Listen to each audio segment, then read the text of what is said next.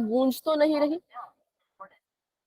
Good evening everyone. तो हाँ, जैसे कि आप सभी को पता है हम यहाँ पर ले रहे हैं ऑनलाइन क्लासेस। किस क्लास के लिए? तो वो है 10th क्लास के लिए। किस सब्जेक्ट की? तो वो है मैथ की, जिसमें हमने आपके 4th चैप्टर को पढ़ना स्टार्ट कर दिया है और बहुत जल्द आपका ये 4th चैप्टर भी जो है वो खत्म हो जाएगा। ठीक है, सबसे पहले बात कर लेते हैं पिछले क्लास के पोल रिजल्ट की। तो पिछले क्लास का जो पोल रिजल्ट है वो कुछ इस तरीके का था। सॉरी, एक तो बहुत ही कम बच्चे पिछले क्लास में ज्वाइन हुए थे, लेकिन जितने भी बच्चे क्लास में ज्वाइन हुए थे आप देख सकते हैं कि बहुत से बच्चों का जो है वो ग्रीन मार्क में नंबर है। मतलब आप सभी ने, जितने भी बच्चों ने क्लास को कल ज्वाइन किया था, सभी बच्चों ने उस सवाल का जवाब बिल्कुल सही दिया था। कुछ एक बच्चे अभी भी हैं जो पोल में आंसर आपकी आवाज नहीं आ रही। एक मिनट, बाकी बच्चों को वॉइस क्लियर है क्या? Yes ma'am. ओके, तो 1 मिनट का मुझे समय दीजिए।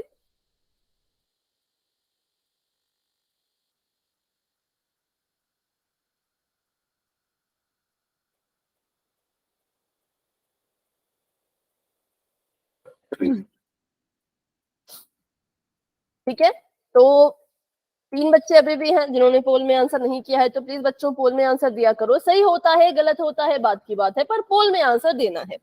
तो जिन बच्चों के बिल्कुल करेक्ट आंसर थे उनका नाम है खुशी, तमन्ना, हिमांशु, निशा, भावना, मुस्कान, विनेश, सोनिया, काजल, प्रीति, शशि और प्रिया।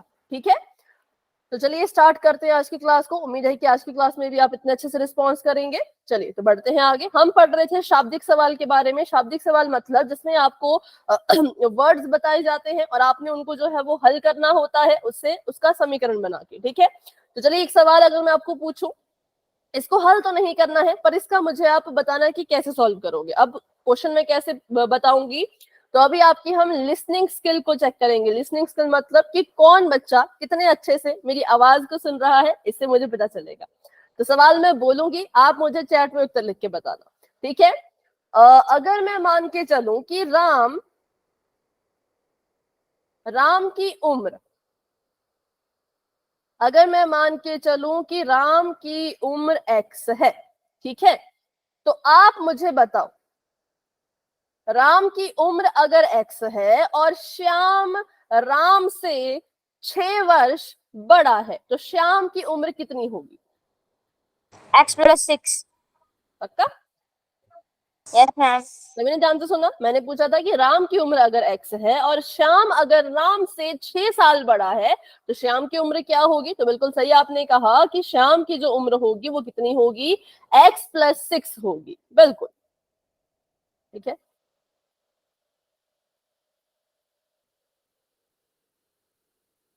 चलो अब फिर से मेरी बात ध्यान से सुनना। अब दोनों चीजें आप ही मुझे बताओगे। ये मैंने यहाँ पे राम की उम्र बता दी थी, श्याम की नहीं बताई थी। अब मैं किसी का नहीं बताऊंगी, आप ही मुझे बताओगे कि किसको एक्स मानना है और किसको क्या मानना है। ठीक है, अगर मैं आपको बोलूं त्रिभुज का जो आधार है, ठीक है, त्रिभुज अपनी कॉपी पे लिखते जाओ। त्रिभुज का आधार त्रिभुज की ऊंचाई से 6 अधिक है। त्रिभुज का आधार त्रिभुज की ऊंचाई से 6 अधिक है। तो मुझे बताओ मैं एक्स किसको मानूं, आधार को या ऊंचाई? के आधार को। पक्का? Yes ma'am. सभी का उत्तर है? Yes ma'am. फिर से रिपीट करूं, त्रिभुज का आधार त्रिभुज की ऊंचाई से 5 अधिक है। मैम ऊंचाई को x मान लो। पक्का? ऊंचाई। Yes ma'am. देखो मैंने कहा कि जो आधार है, ठीक है, मैंने क्या कहा? मैंने कहा जो त्रिभुज का आधार है वो कैसा है, तो वो ऊंचाई से, सॉरी आधार है नहीं,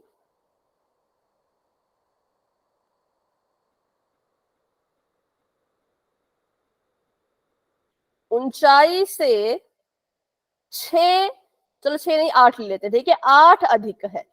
तो आप सभी ने क्या कहा, आप सभी ने कहा कि भाई आधार को x मान लो, लेकिन ये गलत था। क्यों गलत था?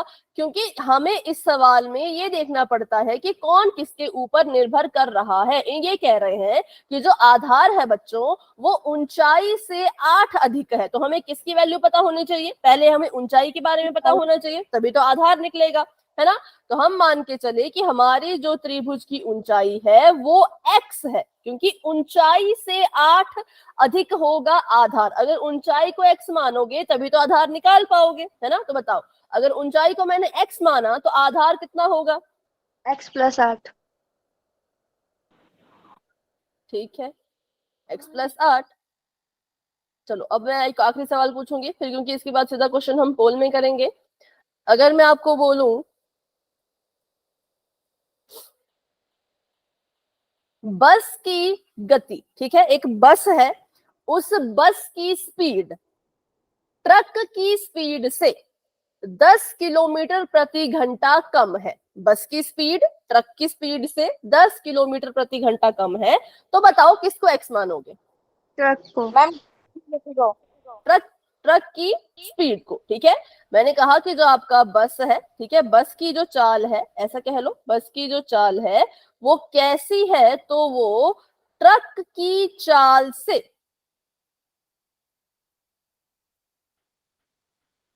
कितनी कम है? 10 किलोमीटर प्रति घंटा कम, प्रति घंटा, हाँ, कम है, ठीक है।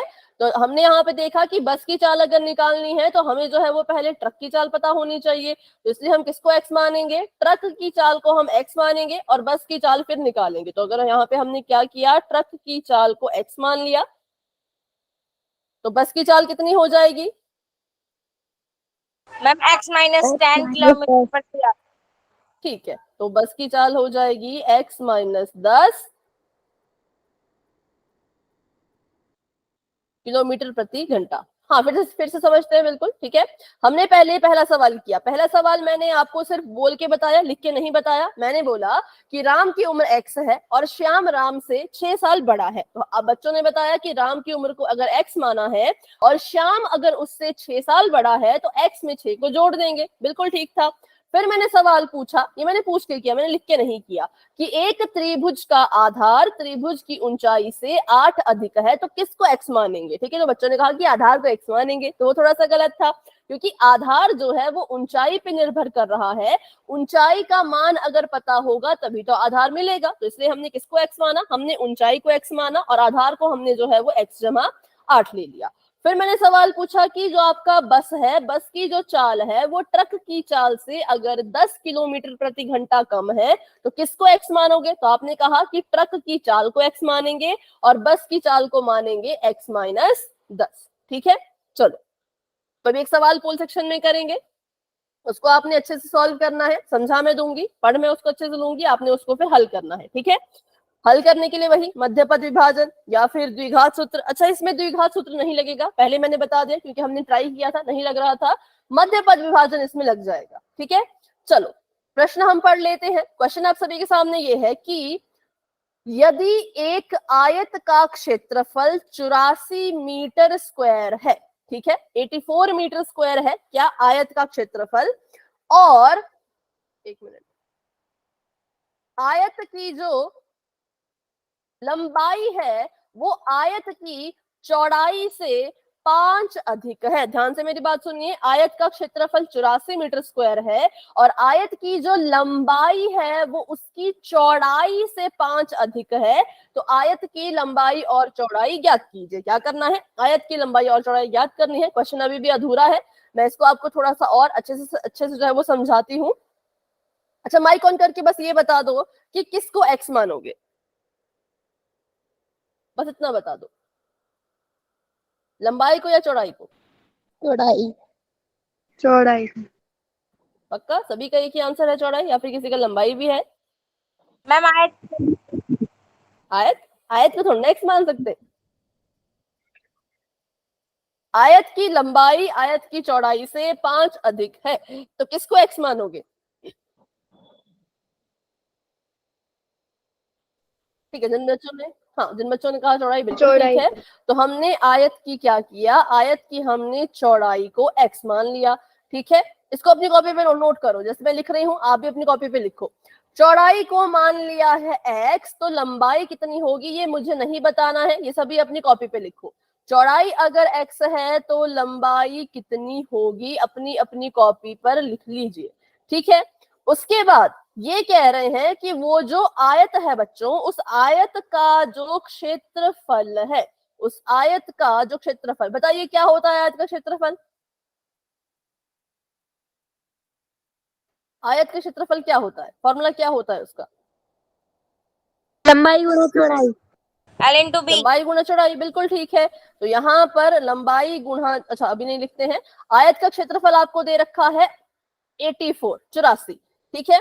अब जब भी ऐसे सवाल आते हैं हमेशा करना क्या होता है, आपने देखा आयत का क्षेत्रफल, फटाफट से उस हिंदी की जगह पे जो आयत का क्षेत्रफल लिखा है यहाँ पे क्या करो, यहाँ पे फटाफट से आप उसका फॉर्मूला लिख लो। जैसे यहाँ लिखा था आयत का क्षेत्रफल बराबर है 84, तो आप इसको लिख लो कि भाई आयत का क्षेत्रफल होता है लंबाई गुणा चौड़ाई, तो इसका मतलब लंबाई गुणा चौड़ाई भी 84 के बराबर ही होगी, ठीक है। अब लंबाई की वैल्यू यहां पर होगी, उसको ले लेना। चौड़ाई की वैल्यू x है, उसको ले लेना। यहाँ पे लंबाई की वैल्यू लिखनी है, यहाँ पे चौड़ाई की वैल्यू लिखनी है, गुणा उनको कर देना है, बराबर में 84 लिखना है, और इसको इसके द्विघात समीकरण के मानक रूप में लिखने की कोशिश करनी है। इतनी सारी चीजें मैंने आपको बता दी है। जिसने यहां से यहां तक नोट कर लिया वो वाई टाइप करो, जिसने नोट नहीं किया फटाफट नोट करो, क्योंकि फिर मैं क्वेश्चन दिखाऊंगी। ये वाला यहाँ से पेज फिर हट जाएगा। अच्छा चैट में नहीं लिख Yes, सकते, हाँ ma'am। ऐसे बोल दो यस, हैंड रेज कर लो, चलो हैंड रेज कर लो फटाफट से। सबने अगर नोट कर लिया, प्रियांशु, रानी, प्रीति,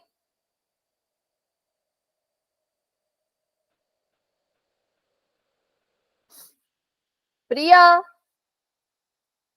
जो मैंने स्क्रीन पे लिखा है इसको सभी बच्चे नोट कर लीजिए, क्योंकि पोल के क्वेश्चन को सॉल्व करने में ये काम आएगा। भावना, अगर नोट कर लिया तो भाई हैंड रेज करो। हिमांशु, प्रियांशु, चेतना, और कौन रहा, गीता। नोट किया बच्चों आपने? प्रियांशु, गीता और चेतना, आपकी तरफ से कोई रिस्पॉन्स नहीं आ रहा है। ऐसा मत क्या करो ना, बोल दिया करो हाँ ना, कुछ तो बोलो, नहीं तो ऐसा लगता है कि क्लास में तो थे पर क्लास में ध्यान नहीं था, कहीं और चले गए थे, तो ऐसा नहीं लगना चाहिए, ठीक है। प्रिया, आपने नोट किया? 4 बच्चों की तरफ से आंसर नहीं आ रहा। प्रिया, प्रियांशु, चेतना, गीता। मैम नोट कर लिया। ओके ठीक है, चलो तो फिर अभी मैं इसको बैक करती हूँ। अब इस सवाल को करना अच्छे से, फिर से समझा रही हूँ। अभी जो आपने लिख लिया है उसके लिए आपको लंबाई की और चौड़ाई की जरूरत है।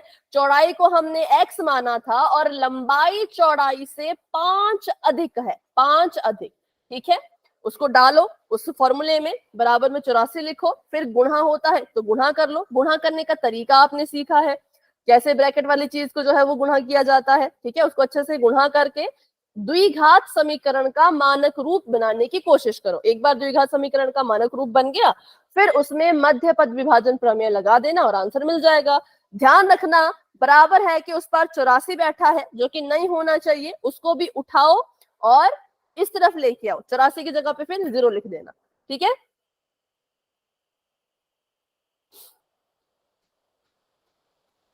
कर दिया मैम। ओके अच्छा, अभी जिसने आंसर दे दिया होगा अब वो हैंड रेज कर लो, क्योंकि अभी मैंने हैंड डाउन किए।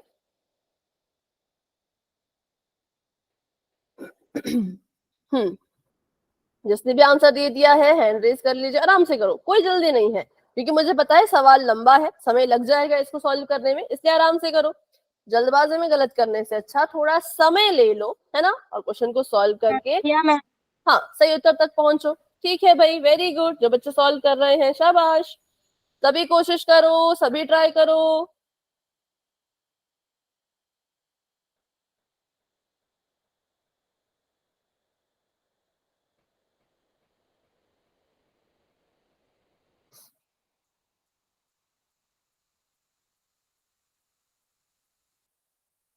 और ध्यान रखना उत्तर में भी ऐसा ही होना चाहिए। जब उत्तर निकलता है ना तो उत्तर में भी चेक कर लेना कि लंबाई चौड़ाई से 5 ज्यादा सच में आ भी रही है कि नहीं, क्योंकि ये सच है।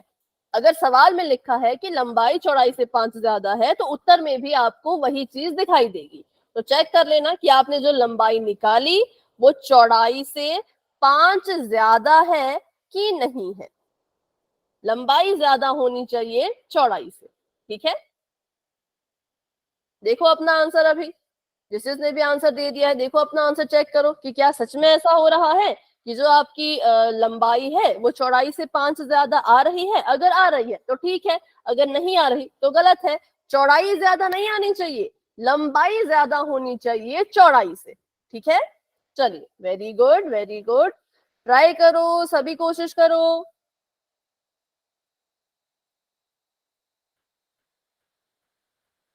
सभी कोशिश करो, वेरी गुड।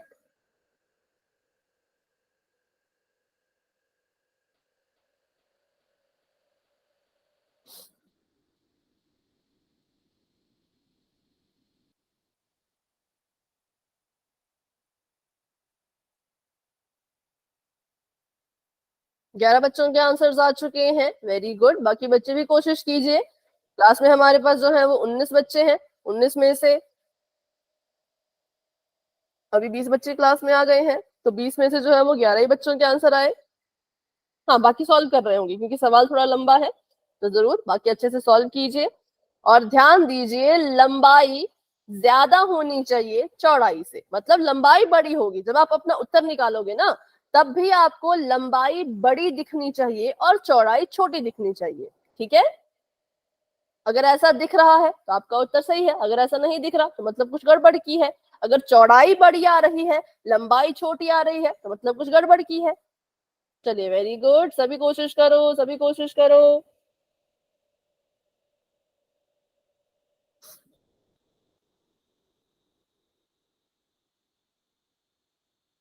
तो मैं वेट करूंगी 21 तक, ठीक है। उसके बाद मैं वेट नहीं करूंगी। वैसे मैंने 20 तक करना था, पर चलो 1 मिनट एक्स्ट्रा दे दिया क्योंकि थोड़ा लंबा सवाल है। तो 21 तक मैं वेट करूंगी और फिर हम क्वेश्चन सॉल्व करेंगे। तमन्ना, इतनी जल्दी आंसर कैसे दे दिया आपने? तो क्वेश्चन को ना पूछा ना पढ़ा, ऐसे आंसर दे दिया। जल्दबाजी में आंसर नहीं करना है, पहले क्वेश्चन को पढ़ो, समझो, सॉल्व करो, फिर आंसर पूल में दो, ठीक है। और समझ नहीं आता तो मुझसे पूछ लो, लेकिन ऐसी जल्दबाजी में गलत आंसर देना ही ठीक बात नहीं है। मैम दोबारा बताना। तो दोबारा बताती हूँ, देखो आपको बोला है कि एक आयत है, उस आयत का क्षेत्रफल है 84 मीटर स्क्वायर, ठीक है। फिर आपको बोला कि आयत की जो लंबाई है वो आयत की चौड़ाई से 5 अधिक है, और आपको बोला है कि इसका क्या करो, इसका जो है वो आप ज्ञात करो लंबाई और चौड़ाई की वैल्यू। तो मैंने आपको बताया था, फिर से एक बार, अभी आपको ये स्क्रीन नहीं दिखेगी, मैंने आपको बताया कि चौड़ाई को हमने x माना और लंबाई चौड़ाई से 5 ज्यादा है। अगर चौड़ाई x है तो लंबाई क्या होगी ज्ञात कीजिए। फिर हमने आयत का क्षेत्रफल 84 के बराबर लिखा क्योंकि सवाल में दिया गया था। फिर हमने आयत की क्षेत्रफल की जगह उसका फॉर्मूला लिख लिया और वो बराबर लिख दिया 84 के। अब यहां से जो लंबाई और चौड़ाई की वैल्यू होगी उसको निकालो, यहां पर भरो, द्विघात समीकरण का मानक रूप बनाने की कोशिश करो और आपको आपका आंसर मिल जाएगा, ठीक है। मध्य पद विभाजन विधि का इस्तेमाल करके। चलिए, सिर्फ 1 मिनट और रहता सभी के पास। 1 मिनट में जो बच्चे आंसर दे पाए ठीक है, नहीं दे पाए तो चैट में आंसर दे देना, क्योंकि बहुत काफी टाइम हो गया इस क्वेश्चन को, इतना लंबा सवाल ये नहीं है। 15 बच्चों के आंसर्स आ चुके हैं और क्लास में हमारे पास 20 बच्चे हैं। 5 बच्चे अभी भी रहते हैं।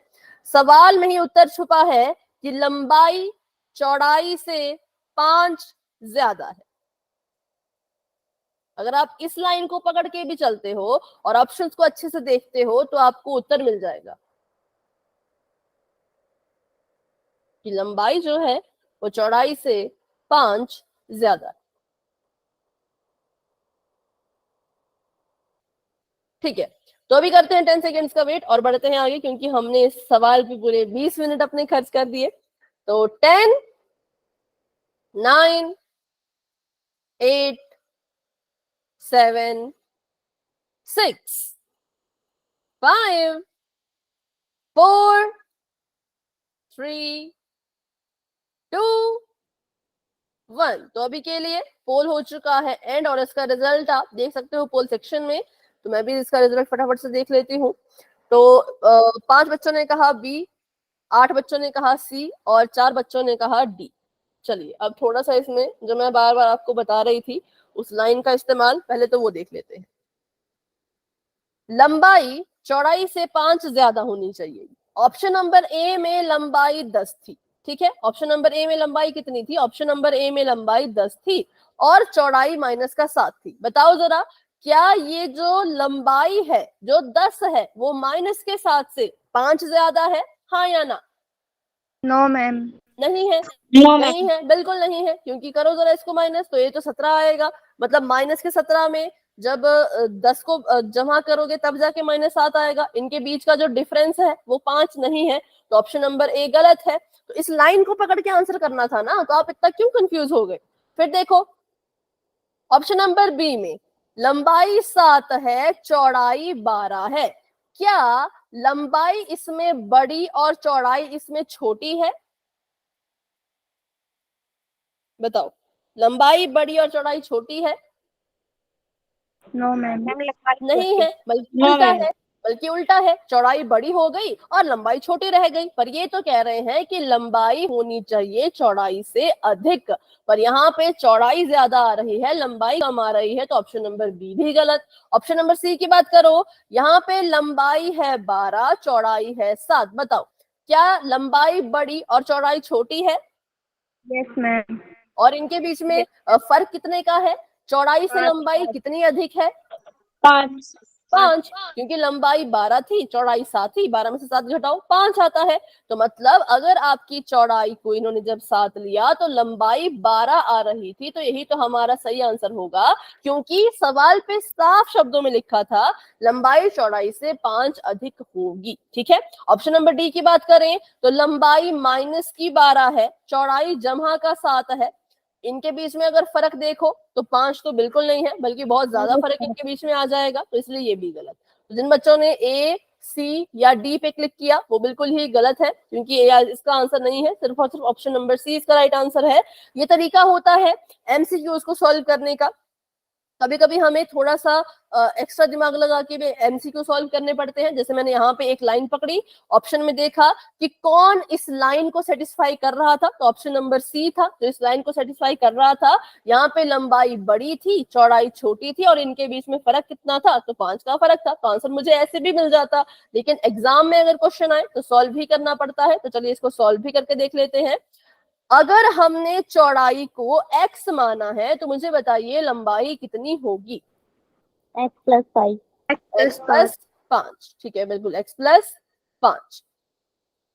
अब हमने इसकी वैल्यू को, क्योंकि देखो मैंने बताया कि लंबाई और चौड़ाई की वैल्यू को यहाँ पे भरना है, तो चलिए भरते हैं। लंबाई हमारे पास x जमा 5 है, तो मैंने यहाँ पे x जमा 5 लिख दिया और इसको ब्रैकेट में बंद कर दिया, क्योंकि जब दो चीजें एक साथ किसी और चीज के साथ गुणा कर रही हो तो हम ब्रैकेट लगा देते हैं। देखो x प्लस 5 पूरा का पूरा गुणा होने वाला है, तो इसलिए मैंने इसमें ब्रैकेट लगा दिया। चौड़ाई की जगह पे कौन है? चौड़ाई को हमने x माना था, तो x को मैंने यहाँ लिख दिया। बराबर में 84 है, तो ऐसे कैसा ही रहेगा। अब इसको गुणा करते हैं। बताइए, गुणा करके जब इनको गुणा किया होगा आपने तो आपका उत्तर क्या आया? x² + 5x। बिल्कुल बिल्कुल ठीक है, क्योंकि हमें पता है अगर कोई चीज ब्रैकेट के अंदर हो और उससे बाहर वाली कोई चीज गुणा कर रही हो तो वो बाहर वाली चीज दोनों के साथ गुणा करती है। ऐसा नहीं हो सकता कि वो सिर्फ एक के साथ गुणा करे या किसी के साथ गुणा ही ना करे। तो अगर आपने एक के साथ ही गुणा करवाई हो तो आप गलत हो, दोनों के साथ गुणा करवानी थी। पहले इस x ने x के साथ गुणा किया तो ये बन गया x की घात 2, फिर इसी x ने 5 के साथ गुणा किया तो ये बन गया 5x। ठीक है। और मैंने कहा था इसको द्विघात समीकरण के मानक रूप में लिखना है, तो मतलब 84 को भी उठाना पड़ेगा और 84 को उठा के यहां लाना पड़ेगा बराबर में 0। तो ये हमारा समीकरण था। किस किस का समीकरण ऐसा बना? बताओ, y टाइप करो जिसका समीकरण ऐसा बना था। अगर किसी की यहाँ पे गलती हो भी गई है तो कोई बात नहीं, अभी बताओ, अभी क्लियर हुआ कैसे करना था? यहां से यहां तक क्या क्या करना था? क्लियर हुआ सभी को? डाउट है तो पूछ लो। मैम आपने x2 कैसे लिया? क्योंकि जब x के साथ गुणा करेगा तो x की घात 2 हो जाता है। ठीक है, देखो x ने जब x के साथ गुणा किया तो ये बन जाता है x की घात 2। ठीक है, यस मैम। ओके।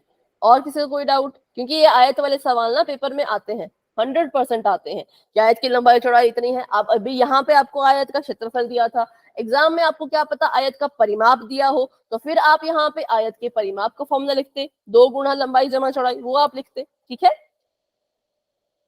आगे बढ़ते हैं।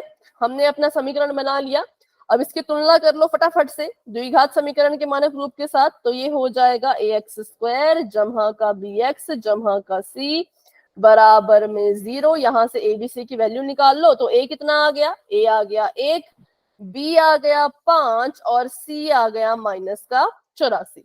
अब मुझे बताओ हम कौन सी संख्याएं लें जिनको गुणा करने पे 84 आता हो और जमा करने पे 5 आता हो? 12 और 7। ठीक है, 12 और 7। ठीक है, 12 और 7 को जब गुणा करेंगे तो 12 7 84 आता है, और अगर इनको हम प्लस करें या माइनस करें तो 5 आता है। तो हमने लिख दिया है 12 गुणा में 7, हमारे पास आ गया 84। लेकिन हमें तो माइनस का 84 चाहिए, जमा का नहीं चाहिए। अब हम क्या करें कि ये माइनस का 84 बन जाए? तो हमने 7 को माइनस दे दिया। ठीक है, 7 को हमने क्या किया? 7 को हमने जो है वो माइनस दे दिया। अब बताओ, तो 84 आगे कैसा? माइनस का, और 12 में जब जमा करोगे माइनस के 7 को तो कितना आएगा? तो आ जाएगा 5। कैसे आएगा 5? तो वो भी देख लो, 12 का 12 प्लस माइनस माइनस, 7 का 7, और 12 में से 7 गए तो 5। कैसा? जमा का। ठीक है, बताओ ये सभी को समझ आया क्या मैंने यहाँ पे किया? Yes ma'am. बस 2 संख्याएं ढूंढी, 12 और 7। 12 को 7 से गुणा कर 84 आता है, और 12 में से 7 को घटा दिया तो 5 आता है। 2 संख्याएं मिल चुकी हैं, जमा का 12 माइनस का 7। अब इसको हमने अपने समीकरण में डालना है। तो यहाँ पर लिख लीजिए x की घात 2 जमा का 5x माइनस का 84 बराबर में 0। x² ऐसे का ऐसा ही रहेगा।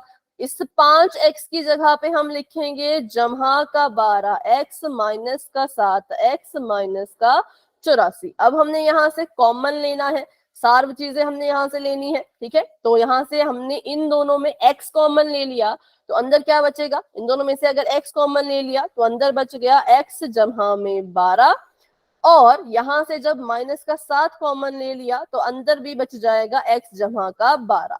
यहाँ पे जमा का निशान क्यों आया, कोई बता सकता है?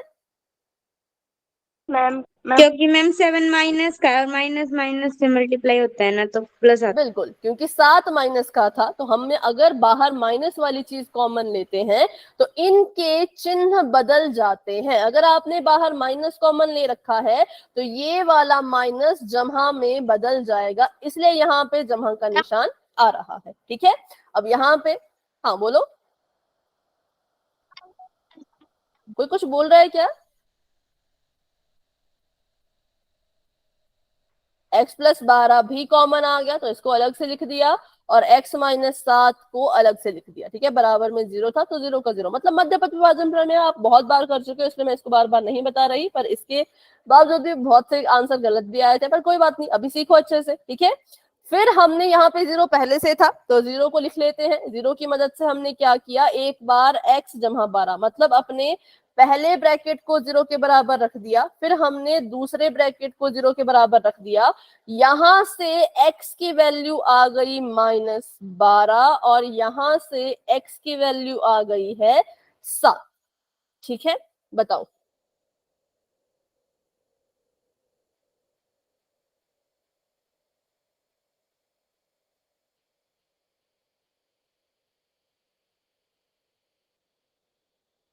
अब यहाँ पे बताओ, x हमने किसको माना था, लंबाई को कि चौड़ाई को? चौड़ाई। चौड़ाई को। तो इसका मतलब चौड़ाई की हमारे पास वैल्यू आ चुकी है। चौड़ाई की एक बार वैल्यू आ रही है -12, और एक बार वैल्यू आ रही है 7। इनमें से मैं चौड़ाई की कौन सी वाली वैल्यू लूंगी और क्यों? है। माइनस में नहीं होती। बिल्कुल। हम लेंगे, देखो हमें पता है कि चौड़ाई जो है, किसी भी चीज की चौड़ाई देख लो या किसी भी आकृति की भुजाएं देख लो, त्रिभुज की भुजा को आप मापो, वो आपको कभी माइनस में नहीं दिखेगी, ठीक है। विद्यार्थियों की संख्या देख लो, वो आपको कभी माइनस में नहीं दिखेगी। आप वर्ग की भुजा देख लो, वो भी कभी माइनस में नहीं दिखेगी। तो वैसे ही आयत की जो चौड़ाई है उसको भी हम माइनस में नहीं लेते, क्योंकि वो माइनस में नहीं हो सकती। अब कैसे करोगे? अब मेरे पास ये एक टैब है, ठीक है, अगर मैं इसकी चौड़ाई को गिनूं, जो भी इसकी चौड़ाई को गिनूं, तो क्या ये माइनस में आ सकती है? ये 0 से शुरू होगी और जमहा की तरफ को जाएगी। हम कभी भी अगर किसी चीज को गिनते हैं, मापते हैं, माइनस में नहीं मापते, माइनस में नहीं गिनते। तो इसलिए x बराबर है -12। इस वैल्यू को हम इग्नोर करेंगे, इसको इस्तेमाल हम नहीं करेंगे, क्योंकि ये माइनस की थी और चौड़ाई कभी भी माइनस की नहीं हो सकती। तो कभी आपको ऐसे सवाल देखने को मिले जहां पे दो वैल्यूज आ रही हो, एक माइनस की एक जमा की, तो देख लिया करो कि x माना किसको है। जैसे मान लो अगर यहाँ पे पूर्णांकों की बात हो रही होती, ठीक है, पूर्णांक की अगर हम बात कर रहे होते, तो क्या तब मैं x -12 ले पाती? Yes ma'am. बिल्कुल, क्योंकि हमें पता है पूर्णांक माइनस के भी होते हैं। तो अगर मैंने x को पूर्णांक माना होता तब ये वाली वैल्यू चलती, तब मुझे कोई दिक्कत नहीं होती। लेकिन x को मैंने चौड़ाई माना था और चौड़ाई कभी भी नेगेटिव नहीं हो सकती, इसलिए इसको हम इग्नोर करेंगे। हम x की वैल्यू को 7 लेंगे, 7 मीटर, ठीक है। तो अगर चौड़ाई 7 मीटर है तो भाई लंबाई कितनी होगी? लंबाई जो है वो x से, चौड़ाई से 5 ज्यादा है। इसका मतलब x में हमने 5 जोड़ना है। x की वैल्यू 7 है, 7 में 5 जोड़ो तो आपको मिल जाएगा 12 मीटर। और ये किसकी वैल्यू आ गई? तो ये हमारे आयत की लंबाई की वैल्यू आ गई। तो ऐसे इस क्वेश्चन को सॉल्व करना था, ठीक है। तो ये था पूरा का पूरा शाब्दिक सवाल जो हमने अभी हल किया। तो शाब्दिक सवाल काफी बड़े होते हैं, लेकिन एग्जाम में करना जरूरी है, क्योंकि ये सवाल 5 या 6 नंबर के आते हैं, इससे कम के आपको दिखेंगे नहीं। या तो 5 नंबर का आएगा या तो 6 नंबर का आएगा, और आएगा जरूर। शाब्दिक सवाल हमेशा आते हैं, 10th के बोर्ड में तो पक्का आते हैं, इसलिए इनको कभी भी छोड़ना नहीं है। होते बहुत आसान है, एक बार आपको समीकरण बनाना आ गया, उसके आगे क्या है, मध्यपद विभाजन लगा लो, आंसर मिल जाएगा, है ना। और बस इसका ध्यान रखना है कि जिसको भी x मान रहे हो वो माइनस में हो सकता है कि नहीं हो सकता है। अगर तो माइनस में हो सकता है तब तो उसको ले लिया करना, लेकिन अगर वो माइनस में नहीं होता होगा तो फिर उस वैल्यू को इग्नोर करना है, उसको नकार देना है, ठीक है। तो बस इसमें इतना ही था। अभी देखते हैं, तो option number C is the right answer. तो चलिए बढ़ते हैं आगे और करते हैं अपना एक और टॉपिक। ये जो हमने शाब्दिक सवाल किए ये भी जरूरी थे, लेकिन अब जो हम करने वाले हैं ये बहुत ही जरूरी है। ये वेरी इंपॉर्टेंट क्वेश्चन टॉपिक है, क्योंकि विविक्तर जो इसका नाम है, विविक्तर इंग्लिश में इसको हम कहते हैं डिस्क्रिमिनेंट। इस टॉपिक से, ये जो आपका चैप्टर है द्विघात समीकरण, उसमें जो ये टॉपिक है विविक्तर, इस टॉपिक से कम 4 से 5 तरीके के क्वेश्चन बनते हैं और वो हर बार एग्जाम में आते ही आते हैं। तो अगर आपको विविक्तर समझ आ गया, विविक्तर निकालना आ गया, तो आप उन क्वेश्चन को कर पाओगे। लेकिन अगर नहीं आया तो फिर उन क्वेश्चन में भी आपको थोड़ा सा डाउट रह सकता है। तो अभी बिल्कुल ध्यान से सुनना, अगर अभी भी आपने क्लास में ध्यान नहीं दिया कोई बात नहीं, अभी ध्यान दो और इस टॉपिक को समझो, क्योंकि ये वेरी इंपॉर्टेंट टॉपिक है, ठीक है। चलिए बढ़ते हैं आगे। सबसे पहले हम बात कर लेते हैं, आपसे यहाँ पे एक सवाल पूछा है कि द्विघात समीकरण का मानक रूप बताइए। ax plus bx plus c is equal to 0. ठीक है,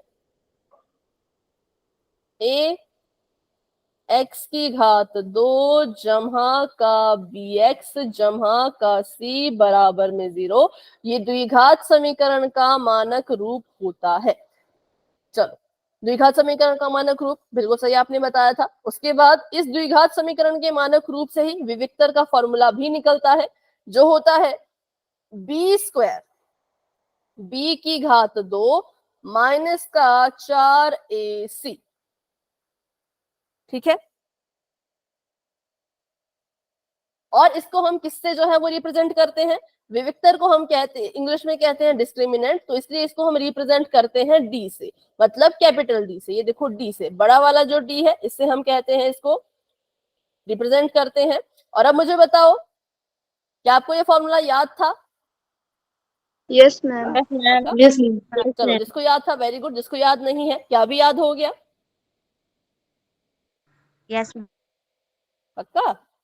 हाँ, बस इसको याद रखो, सिंपल सा फॉर्मूला है, b की घात 2 माइनस का निशान, यहाँ पे बहुत से बच्चे जमा का निशान लगा देते हैं, जमा मत लगाओ, माइनस का निशान, 4ac, 4ac का मतलब 4 गुणा में a गुणा में c, ये विविक्तर का फॉर्मूला होता है।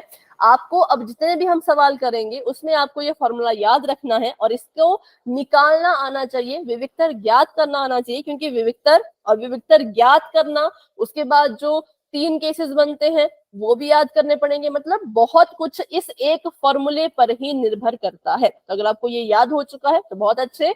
तो फिर चलो एक क्वेश्चन मुझे करके बताओ, अगर फॉर्मूला याद है तो मुझे बताइए कि ये जो यहाँ पे द्विघात समीकरण है इसका विविक्तर कितना होगा। चलो, एक्स स्क्वायर जमा 6x जमा 5 बराबर में 0।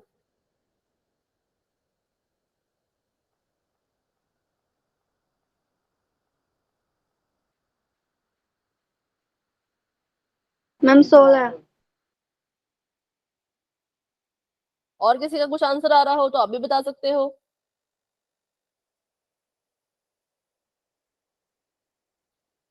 सभी बताओ भाई, सभी बताओ।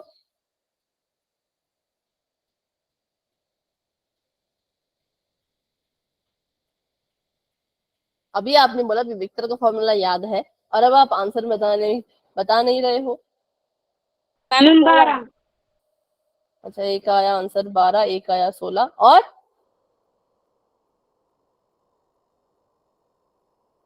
ठीक है, इसको लिखते हैं। मैंने यहाँ पे लिख दिया बड़ा सा D बराबर का निशान, फॉर्मूला लिख दिया b की घात 2 माइनस का 4ac। सबसे पहले वही चीज, आपको पहले a b c की वैल्यू अच्छे से निकालनी है। a 1 है, b 6 है, c 5 है। b की घात 2 का मतलब 6 की घात 2, 6 की घात पे 2 लगा दिया, माइनस का निशान, 4 गुणा में a गुणा में c, a की जगह पे 1 है तो 1 लिख दिया, c की जगह पे 5 है तो 5 लिख दिया। अब इसको हल कीजिए, 6 की घात 2 मतलब 6 6 के 36, ठीक है, यहाँ पर आ गया 6 6 के 36, माइनस का निशान यहाँ पे आ गया, 4 5 20। अब इसको अगर हम माइनस करें तो हमारा आंसर आ रहा है 16, जो कि बिल्कुल करेक्ट है। तो वेरी गुड, जिन बच्चों ने 16 कहा बिल्कुल आपका ठीक है। 12 नहीं आएगा, ठीक है, अगर 12 आए तो वो गलत है, 12 नहीं आएगा, 16 आएगा। बताओ अभी इसमें किसी को कोई डाउट, कैसे विविक्तर निकालते हैं? No ma'am. ठीक है, तो अगला सवाल भी करना। चलो इसको करके बताओ। अब यहाँ पर जो ये सवाल है इसको थोड़ा ध्यान से करेंगे। क्यों ध्यान से करेंगे? क्योंकि विविक्तर निकालने के लिए भी आपको अपने समीकरण को द्विघात समीकरण के मानक रूप में लिखना पड़ेगा। अभी मैंने इसको देखा, ये अपने मानक रूप में नहीं है, तो आपका सबसे पहला काम तो यही होगा बच्चों कि आप इसको इसके मानक रूप में लिखें। तो लिखिए इसको इसके मानक रूप में, फिर एबीसी की वैल्यू निकालो और फिर विविक्तर निकाल लो, सिंपल है ना। प्लस माइनस का ध्यान रखना बस।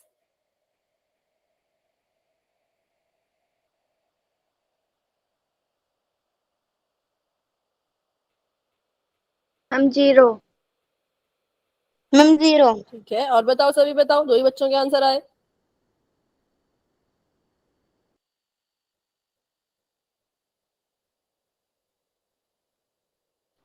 मैम 0। ठीक है, और बताओ।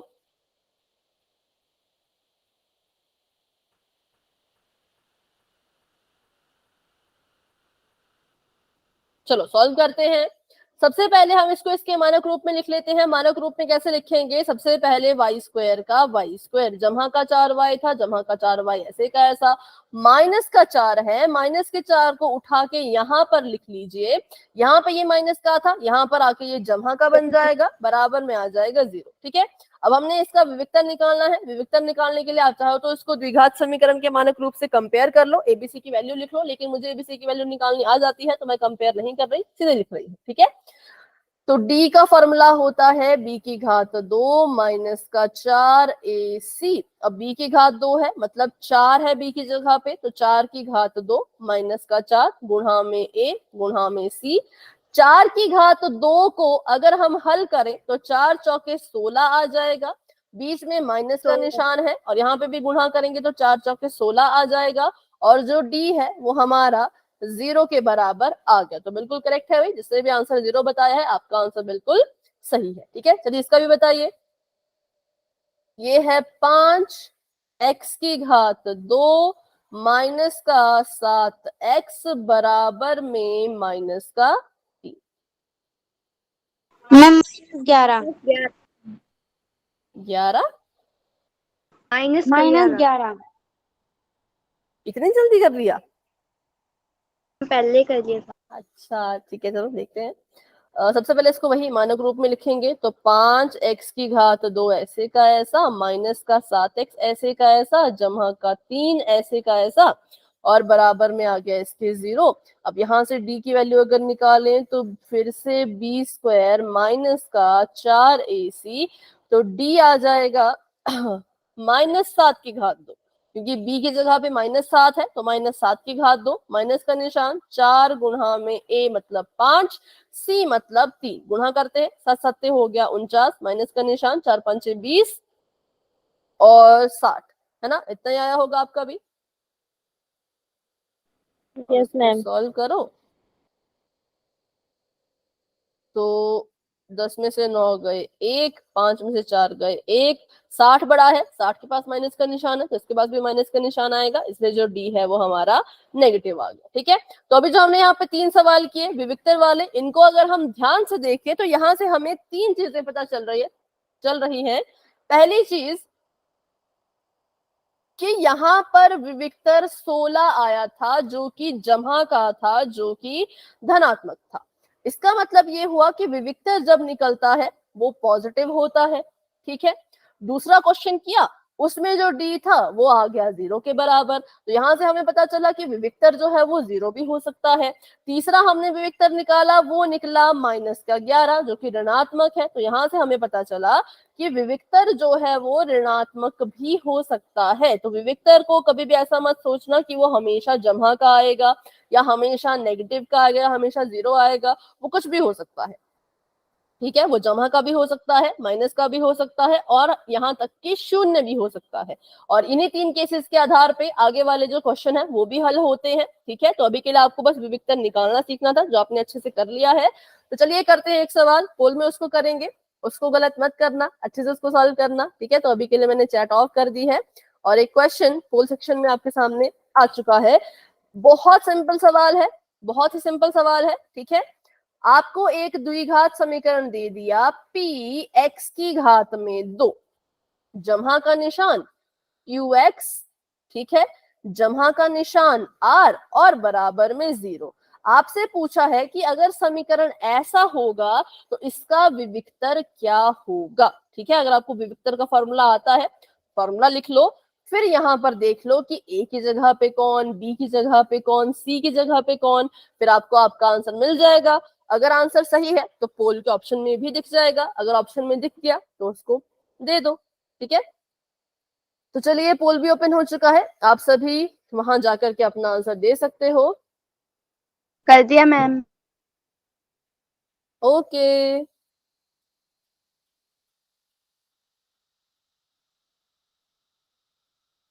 मैम मैंने भी कर दिया। हैंड रेज कर लो, बिल्कुल जिसने भी कर लिया है बस हैंड रेज कर लो। ठीक है, जल्दबाजी में गलत मत करो, आराम से सोच समझ के करो, इस बात की जल्दी है सभी को, आराम से कर करो। दिया मैम। ओके,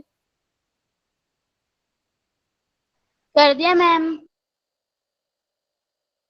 ओके,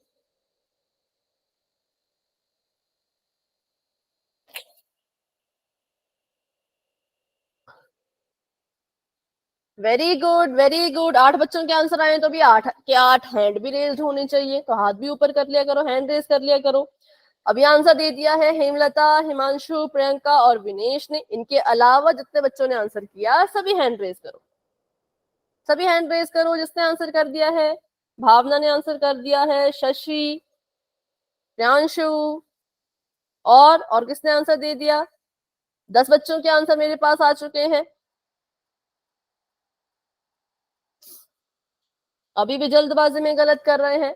समीकरण को देखो और फिर ऑप्शन चुनो ना। समीकरण में पी क्यू आर इस्तेमाल किया है तो ऑप्शन में एबीसी कैसे? अगर समीकरण में ही पी क्यू आर है तो आप एबीसी वाले को क्यों देख रहे हो? थोड़ा सा दिमाग लगा लो, आप तो ऐसे मतलब बच्चों की तरह सवाल हल कर रहे हो भाई। 10वीं में पढ़ते हो, 10th क्लास में, L1 के स्टूडेंट्स हो। चलो अच्छे से करो।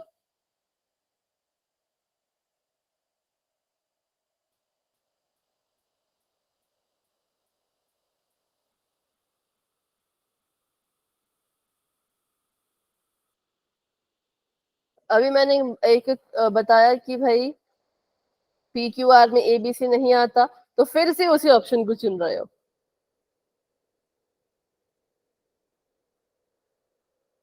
देखो फिर से उसी ऑप्शन को चुन रहे हो, मतलब जानबूझ के कर रहे हो क्या, मुझे चिढ़ाने के लिए? इससे आपका पोल रिजल्ट खराब होगा, मुझे कुछ नहीं होगा, ठीक है।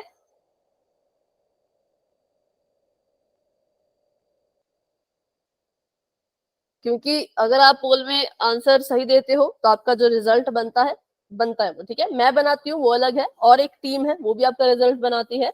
उससे पता लगता है कि कितने बच्चे को कितना आया समझ और कितने बच्चे को कितना समझ नहीं आया। तो अगर आप पोल में आंसर नहीं करते हो या जल्दबाजी में गलत करते हो तो उससे हमें ये लगेगा कि आपको ये कंसेप्ट समझ नहीं आया है, ठीक है। तो इसलिए आंसर किया करो, कोशिश किया करो कि सही आंसर करो, क्योंकि ये जो आपका टॉपिक है ये आपकी बुक का ही टॉपिक है और ये एग्जाम में आता ही आता है।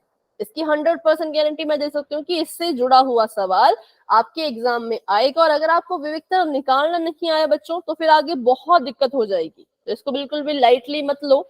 समझ नहीं आता तो भाई पूछा करो, ठीक है। चलिए अभी मैं कर रही हूँ 10 सेकंड का वेट। 4 बच्चों ने अभी भी आंसर नहीं दिया है, 4 नहीं सॉरी, 1 बच्चे ने आंसर नहीं दिया है, तो आंसर दे देना। 10, 9, 8, 7, 6, 5, 4, 3, 2, 1। तो अभी के लिए पोल हो चुका है एंड, और रिजल्ट आप देख सकते हो पोल सेक्शन में और आंसर बता सकते हो चैट में। Ma'am B. ओके, सबसे पहले तो भाई वो 4 बच्चे कौन हैं जिन्होंने सी को चुना? तो बिल्कुल ये तो मतलब बहुत ही गलत चीज है। आपको थोड़ा सा ध्यान रखना है। देखो ना, अगर आपके समीकरण में P, Q और R का इस्तेमाल हो रहा है तो आप B² और 4AC को कैसे चुन सकते हो? ये तो बिल्कुल गलत है। अगर आपको समीकरण में पूछा है कि इस समीकरण का विविक्तर निकालो, तो इस समीकरण का विविक्तर इसी की भाषा में आपको मिलेगा, PQR में ही मिलेगा। जिन 4 बच्चों ने ये वाली चीज की है भाई, ये तो बहुत गलत है, ऐसा नहीं करना है। थोड़ा सा ध्यान से अपना सवाल किया करो, ठीक है। थोड़ा सा ध्यान से क्वेश्चन को सुना करो, समझा करो। जल्दबाजी में बहुत गलतियां कर रहे हो, क्योंकि ऐसे क्वेश्चन 1-1 नंबर के पेपर में आएंगे। यहाँ पे तो चलो गलती हो गई, कोई बात नहीं, वहां पे गलती कर दी तो 1 नंबर कट, 1 नंबर आपका पूरा कट जाएगा, आधा नंबर भी नहीं मिलेगा। अगर PQR में आंसर देते तो आधा नंबर मिलने के चांस फिर भी रहते, लेकिन अगर ABC में आंसर दे रहे हो तो बिल्कुल गलत है। सबसे पहले हमें यहाँ पे देखना था कि A की जगह पे कौन है, P है, B की जगह पे कौन है, Q है, और C की जगह पे कौन है, R है, ठीक है। तो हमें पता है कि हमारा जो विविक्तर है वो होता है B² माइनस 4AC, लेकिन समीकरण ऐसा है तो विविक्तर भी इसी की भाषा में निकलेगा। B की जगह पे Q है तो Q का स्क्वायर होगा, माइनस का निशान 4 ऐसे का ऐसा। A की जगह पे P है तो हम भी P लिखेंगे, C की जगह पे R है तो हम भी R लिखेंगे। तो इसलिए option number D is the right answer, जो कि 8 बच्चों का सही है। और अगर मैं बात करूं कि कितने बच्चों का गलत है, पिछला क्वेश्चन भी बहुत से बच्चों ने गलत किया, और इस क्वेश्चन को देखूं तो 8 बच्चों ने इसको गलत किया। 8 बच्चों का सही, 8 बच्चों का गलत, ठीक है। तो ध्यान से कर लीजिए, जिनका भी गलत हो रहा है जल्दबाजी में मत किया करो।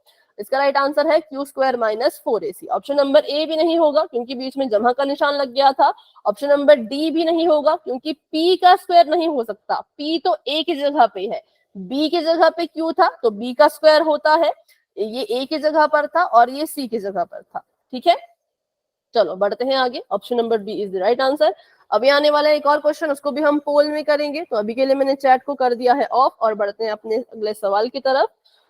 तो अगला सवाल ये है कि इस समीकरण का विविक्तर ज्ञात कीजिए। 4x² जमा का 4x जमा का 1 बराबर में 0। क्या करना है? पहले तो भाई ABC की वैल्यू निकालो, अच्छे से ABC की वैल्यू निकालो, फिर विविक्तर का फॉर्मूला लिखो, फिर उसमें भरो और अपना आंसर दो। अब इस बार गड़बड़ मत करना, सभी अच्छे से करना, ठीक है। बहुत गलतियां कर रहे हो भाई, बहुत ज्यादा गलतियां कर रहे हो।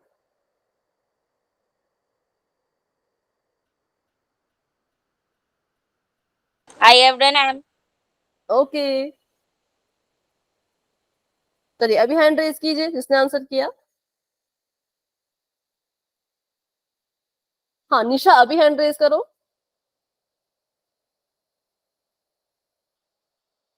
आंसर तो 2 ही बच्चों के हैं, अभी 3 बच्चों के हैं, ठीक है।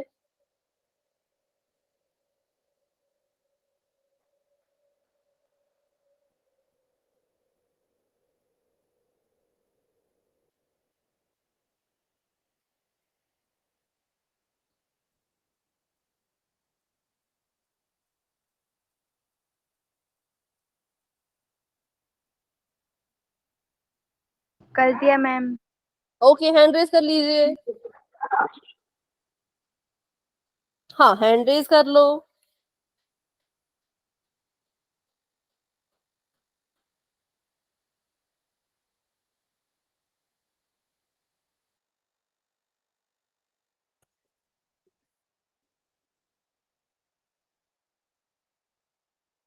कर दिया मैम। ठीक है, हैंड रेज कर लो।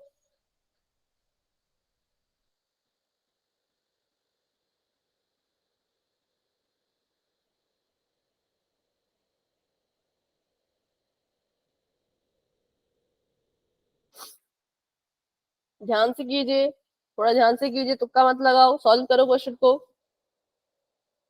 फॉर्मूला सभी को याद होगा, उस फॉर्मूले को यूज करो। Yeah, ma'am. ओके, ठीक है। 11 बच्चों के आंसर्स आ चुके हैं, 17 बच्चे क्लास में हैं और 6 बच्चे अभी भी रहते हैं।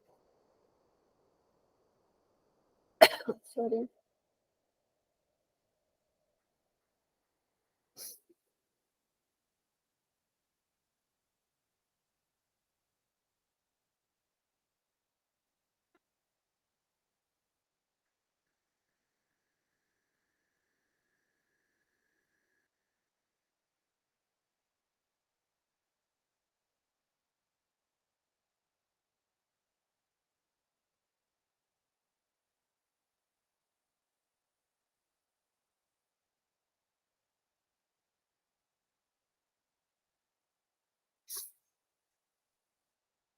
पचपन तक मैं वेट करूंगी, फिर हम पोल को एंड कर देंगे। तब तक के लिए जिसका होता है कर लो, क्योंकि बहुत आसान सवाल है, इतना इसमें कुछ करने लायक है भी नहीं, बस विविक्तर ही तो याद करना था। मुझे लग रहा है कि जिन बच्चों का गलत हो रहा है ना, उनको फॉर्मूला अच्छे से याद नहीं है। जब मैंने आपको पूछा कि फॉर्मूला याद है तो हाँ क्यों बोला, उस वक्त ना बोल देते। खुल के बोला करो ना, आप अपनी प्रॉब्लम बताया करो। सिर्फ क्वेश्चन को सॉल्व करके आंसर देना वो आपका काम नहीं है। अगर आपको कोई चीज समझ नहीं आ रही तो पूछो, बार बार पूछो कि नहीं पता लग रहा। एक बार पूछा, समझाया, नहीं पता लगा, फिर से पूछो। क्लास के बाद पूछो, क्लास से 15 मिनट पहले आके पूछो, पर पूछो, क्योंकि इतना आसान सवाल अभी भी बहुत से बच्चे गलत कर रहे हैं। मतलब ये सवाल तो किसी का भी गलत नहीं होना चाहिए था, फिर भी गलत आ रहा है। ठीक है, अभी मैं कर रही हूँ 10 सेकेंड्स का वेट, फिर बढ़ते हैं आगे। 10, 9, 8, 7, 6, 5, 4, 3, 2, 1। तो अभी के लिए पोल हो चुका है एंड, और इसका रिजल्ट आप देख सकते हो पोल सेक्शन में, और आंसर अपना दे सकते हो चैट बॉक्स में। ठीक है, हमने इसका विविक्तर निकालना था। विविक्तर निकालने के लिए मैंने पहले ही कहा कि अगर आपको नहीं पता लगता तो आप क्या कर सकते हो, इसकी तुलना कर सकते हो ax² जमा bx जमा c के साथ, और यहां से a b c की वैल्यू निकाल सकते हो। तो बहुत सिंपल था, a की वैल्यू यहाँ पे आ जानी थी 4, b की वैल्यू भी आ जानी थी 4, और c की वैल्यू आ जानी थी 1। ठीक है, अब हमने क्या करना था, अब हमने यहाँ पे d का फॉर्मूला, d मतलब विविक्तर का फॉर्मूला लिखना था, जो क्या होता है, d बराबर है b की घात 2 माइनस का 4ac। इतना सिंपल सा फॉर्मूला है, इसको लिखना था। फिर b की जगह पे कौन है, 4 है, तो 4 का स्क्वायर होना था, वर्ग होना था, माइनस का निशान, 4 गुणा में a की जगह पे 4 था तो 4 गुणा में c की जगह पे 1 था तो 1। अगर आपको वर्ग करना नहीं आ रहा तो पूछो, किसी को इसमें डाउट है क्या, क्योंकि यहाँ पे गलत कर रहे हो, अगर क्या पता तब गलत आ रहा हो, किसी ने यहाँ पे -8 लिख दिया हो, फिर -8 लिख दिया हो, कुछ ऐसा कर लिया हो। पूछा करो। 4 का स्क्वायर करेंगे 4 चौके 16 होता है, यहाँ पे गुणा करेंगे 4 चौके 16 होता है, 16 में से 16 चला गया, तो हमारे पास जो डी है उसका आंसर आ गया 0 के बराबर। तो इसलिए option number D is the right answer. ठीक है, तो ये था इसका सोल्यूशन। अभी भी इसमें डाउट है तो पूछ लो, क्योंकि अगर ये नहीं आया तो आगे ये तो मोस्ट इंपॉर्टेंट टॉपिक है। अगर आपको विविक्तर निकालना नहीं आएगा तो आपको ये भी नहीं आएगा, और ये 5 नंबर का क्वेश्चन यहां से पड़ता है। करना क्या है, सिर्फ इतना जो यहां किया, करना क्या है, सिर्फ इतना करना है। इतना भी नहीं कर पाओगे तो 5 नंबर का क्वेश्चन नहीं होगा, मतलब ये क्वेश्चन तो 5 का नहीं आएगा ना, लेकिन इससे जुड़ा हुआ सवाल आगे जो क्वेश्चन आपको आने वाला है, इससे जो आपके क्वेश्चन बन के निकलेंगे, ठीक है, उनको हल करने के लिए विविक्तर निकालना पड़ेगा। अगर यहीं पे गलत कर दिया तो फिर 5 नंबर मुश्किल है। ठीक है, तो अगर अभी भी डाउट है तो पूछो, जिसको डाउट नहीं है वो क्लास को लेफ्ट कर सकते हैं। जिनको अभी भी विविक्तर समझ नहीं आ रहा, प्लीज क्लास में रुको और मुझसे पूछो कि कहाँ पे समझ नहीं आया, क्या गलती हुई, कैसे गलती हुई। तो अभी के लिए क्लास को यहीं तक रखते हैं। Good night and bye bye, मिलते हैं अपनी अगली क्लास में।